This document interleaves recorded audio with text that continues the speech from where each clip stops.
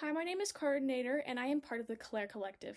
If you want to know more about who we are, we created a video which we put a link to in the description.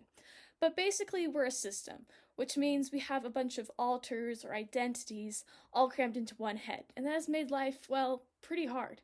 But in this video, we wanted to talk about all of our diagnoses, that of depression, anxiety, ADHD, autism, and restless leg syndrome. Now, I know diagnoses can sometimes have a bad reputation. For example, people have told me that getting a diagnosis is bad because it's like labeling yourself, and you can never free yourself from that. Other people have cautioned me to not use my diagnosis as a crutch, which I personally found very offensive. But to me, my diagnoses aren't crutches, excuses, or even labels. They're explanations for why I'm the way that I am. So my first diagnosis came when I was 15 and I was admitted to a mental hospital. There I was diagnosed with severe anxiety and major depressive disorder. Those diagnoses came as a relief. In the past, a part of me, well, more accurately, Facilitator, who is one of our alters, always thought that everything was her fault. People had told her just choose to be happy, and then you'll be happy. So she thought she was a failure because she wasn't trying to be happy hard enough.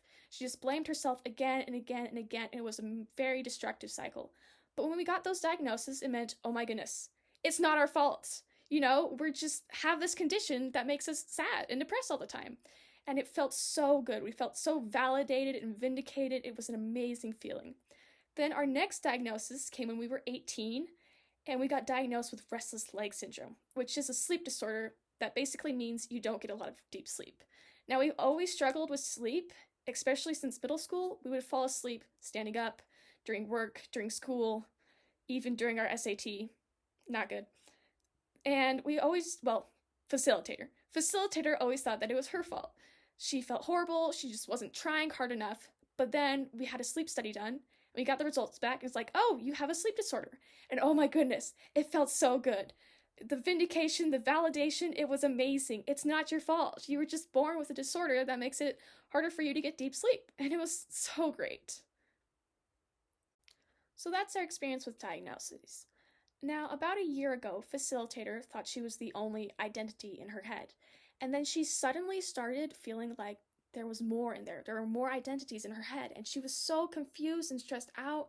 She'd try to tell people, but they would shut her down. She talked to our psychiatrist like, hey, I've been hearing voices in my head. I don't know what's going on. He's like, oh, it's just major depressive disorder with psychotic symptoms. And it's like, really? Honestly? And so we decided to get a psychological evaluation.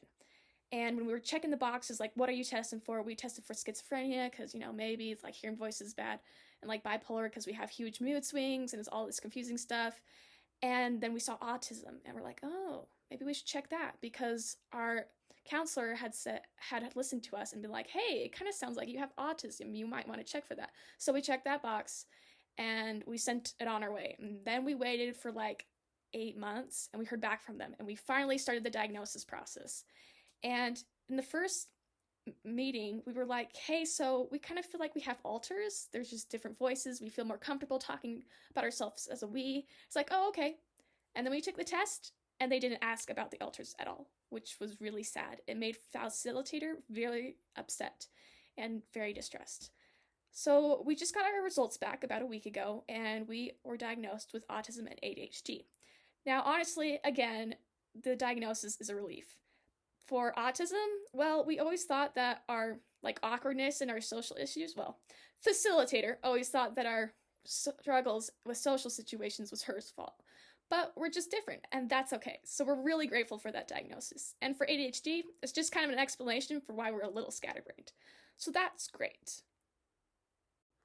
But at the end of our testing, we asked the psychologist, hey, what should I do about this feeling that I have alters? And he's like, oh, it's just autistic functioning. He said, autistic rigidity. I'm like, okay, what does that mean? He's like, well, it's like you have different boxes, and you put sad Claire, happy Claire, angry Claire. And that makes sense. We have different Claires that have their own purposes and their jobs. He's like, oh, it's just that.